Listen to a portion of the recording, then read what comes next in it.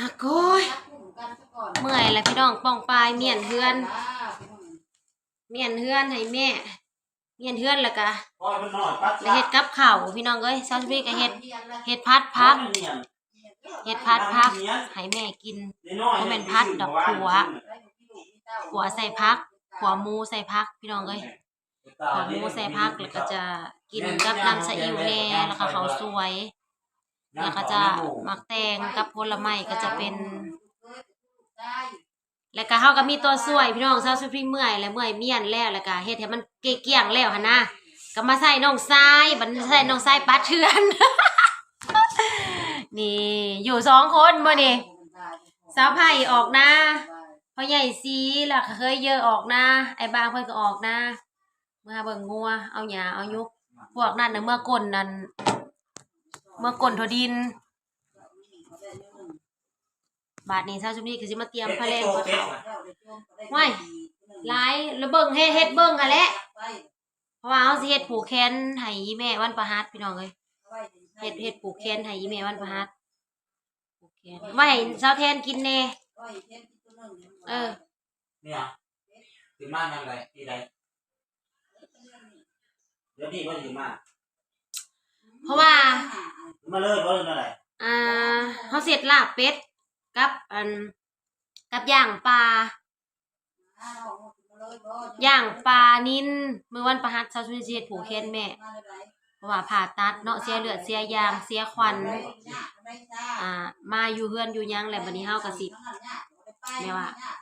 ขอต่อแขนให้อีแม่ก็บอกผู้เฒ่าผู้แก่ข้างเฮือนนี่แหละพี่น้องญาติพี่น้องเช้าชุนนี้ก็เลยแต่วางแผนไว้ว่า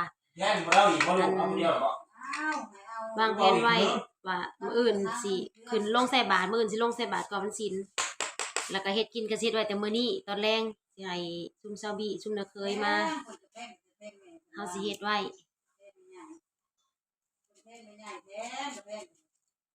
เฮ็ดลาบเป็ดต้มเป็ด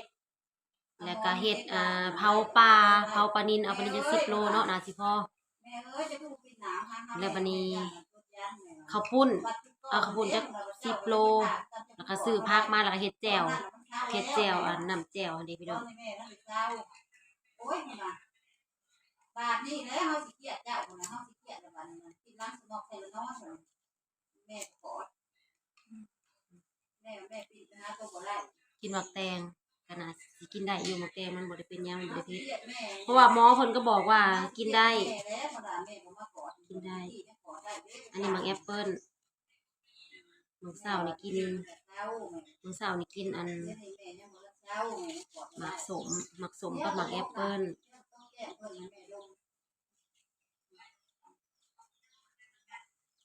เขาแม่2 คนเก็บไทยก็ไปโรงเรียนไอ้บางออกนา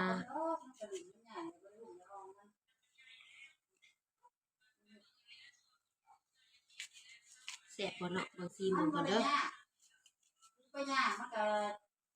พวกนั้นก็สิ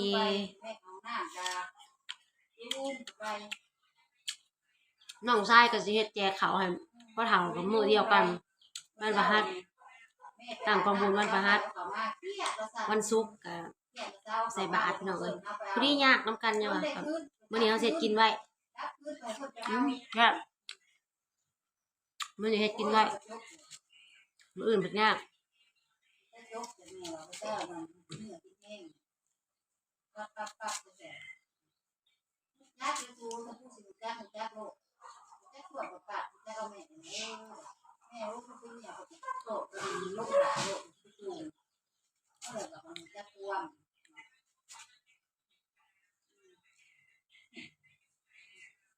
แม่มันบ่อยู่กับลูกเด้ลูกมันเบิ่งซอย เบิ่งแทนท้าวตะวันเป็นคือหยังนี่น้อยๆก็ปุบปับได้แล้วโอ้ยเกือบเพีย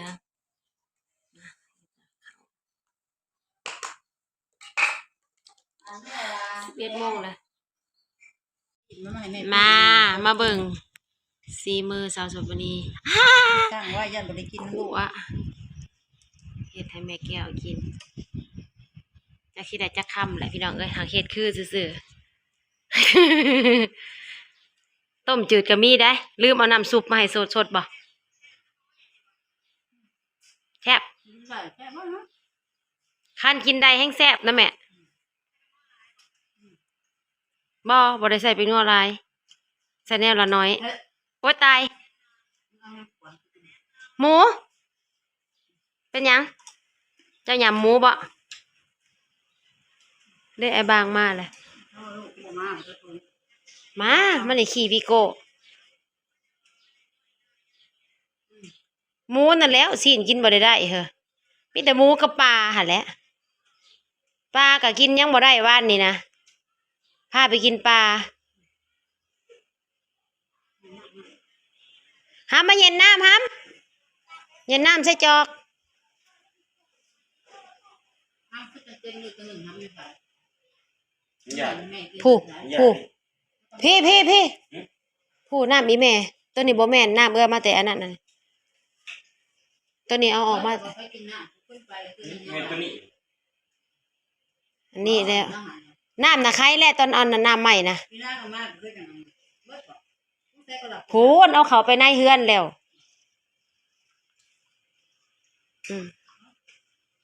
เห็นเธอน้อยโอ้เพิ่นใส่เสื้อล่อมื้อนี้เอาไปหนุ่งหลายๆตัวคือเสื้อได้แม่บ่ทำใส่นะคือเลยห้ามเลย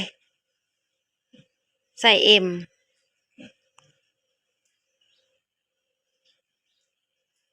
กินเท่าละน้อยค่อยกินแม่กินไปเรื่อยๆค่อยกินมานั่งอยู่เฮือนแล้วก็เฮานั่งแบบนี้เอาพี่น้องก็จังนั่งสบายไปเบิ่งลุงบางได้อีสังเป็นอะไรอาการมื้อนี้บ่ได้วินได้เวียนบ่ธรรมดาบ่ได้เมื่อยบ่ยังบ่ทันได้วัดความดันจังหน่อยสิวัดความดันจังหน่อยสิวัดความดันให้ น้ำเล็กเนาะ หลายอยู่ดอกไซอยู่ดอกหน้าตากระเซาะไซอยู่ ทำให้น้องแล้ว น้อง คุณแม่เซาะไซใส่ก็สำบายอยู่ดอกใส่สูตรอันบ้านเฮานี่อ่อนๆเออ น้องมาอยู่แดด มาแต่โรงเรียนแล้วคนรอโอ้ยสิแก่สูงบัดนี่คนรอเอาตายแก่ส่งก็เอาออกแหน่อันนั้นมันนะพัดแก่โหลดเพิ่นนะพ่อเขาได้ยังมา พ่อเขาหมู มันได้ในรถน้องมานำอยู่ มาจะใส่มาจะนะ สวัสดีปะลุงก่อน สบายดีป่ะลูก โอ้ยส่งก็บ่ออก อ่าไปดี เอาไหม่ สบายดีป่ะลูก ในมือน่ะล้างแล้วบ่มาตรงเฮียนน่ะ ไปล้างมือไปลูกละ ไปล้างมือเสียก่อนให้เรียบร้อย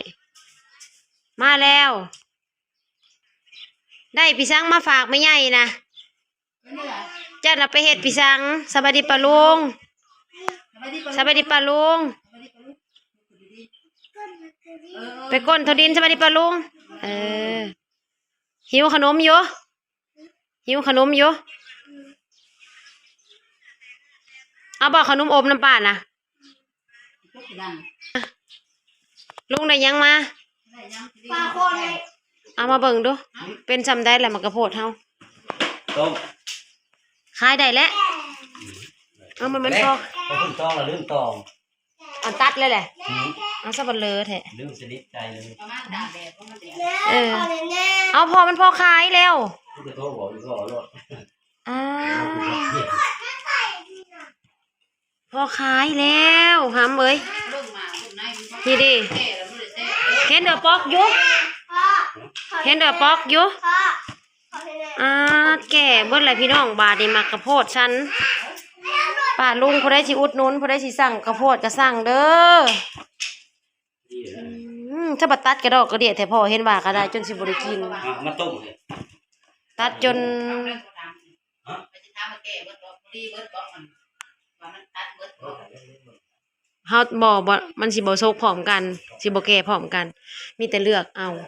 ผู้ดีเลยบอกปอก มีเบอร์อันอ้ายอันน่ะบ่สิเอาเท่าใดโทรหาเรา เอา โอเคพี่น้องสำหรับมื้อนี้เช้านี้ก็ถ่ายคลิปให้พี่ให้น้องเบิ่งเนาะคุณแม่ก็กินข้าวอยู่เฮือนกินข้าวแล้วล่ะก็กินยาตามที่หมอเพิ่นให้มากินข้าวอยู่เฮือนแซ่บบ่ซ้ำเก่าอาหารภัตตาคารก็ยังบ่แซ่บระดับเชฟก็ยังบ่แซ่บบัดเชฟปานนี้เฮ็ดก็บ่แซ่บคือเก่าขัวหมักแตงเนาะแปลว่าเฮามักเป็นพวกผักกินผักได้พี่น้องเอ้ยเป็ดมื้อเนื้อเป็นหยังยังกินบ่ได้แมลงก่อนแมลงจังกินแมลงจังขัวหมักแตงไข่ก็กินได้อยู่หักไข่สิบ่มักเนาะพอดีเขาดังไฟอยู่ค่ะโอเคพี่น้องไปต้มหมักข้าวโพดก่อนบ๊ายบายสาวไวๆค่ะคุณแม่แกงแห้งเร็วๆกินแล้วก็ย่างกินแล้วก็พักกันย่างรอเฮือนนี่แหละพี่น้องเอ้ย